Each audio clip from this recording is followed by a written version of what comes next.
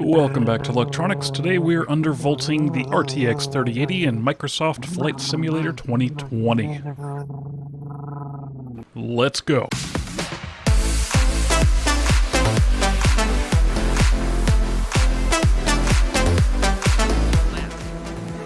We got some new software here, FPS monitor. It's really cool. Let me know what you think in the comments. On the left, all those are stock settings. That's running an i9 9900K at 5.2 gigahertz, and we're running an EVGA RTX 3080 for the Win 3 Ultra at stock settings on the left. Now on the right, you can see the undervolted results. And it's strange. It seems as if Flight Simulator 2020 might not have the best optimization. Let's take a look at the frame rates.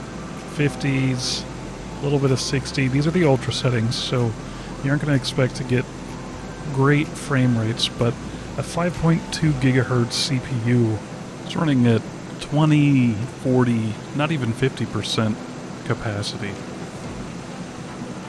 And that's bottlenecking the GPU, which is running at 80, 82% on the left, which is stock, and up into the 90% something or other on the right side.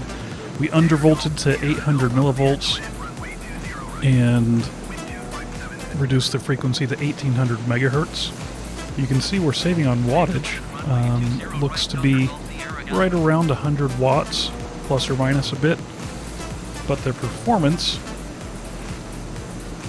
and I ran this test a few times, the performance of the undervolted GPU is marginally superior to identical. It's somewhere within margin of error.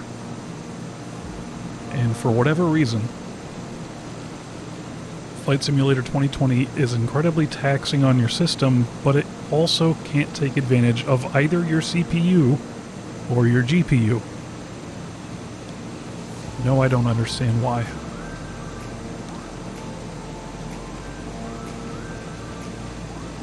So what other stats do we have here? We've got the maximum frame rate on the top, on the right-hand column in each. We have average FPS, we have min FPS. I need to diagnose what's going on with minimum FPS. It might be lopping off the 1% lows or 0.1% lows and below, and then calculating the minimum that way, because you can actually see the minimum change from, 11 FPS to 29, and that keeps changing.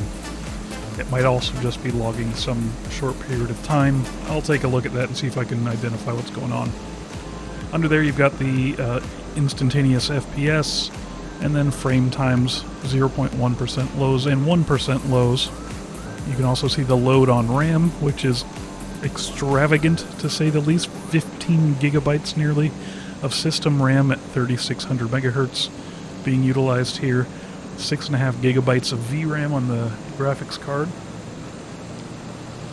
And that's all I really have to say, is that you might as well undervolt, because your performance is gonna suck regardless of what graphics card and CPU you have. Hopefully we'll make a move to DX12 in the near future, and that will help resolve some things.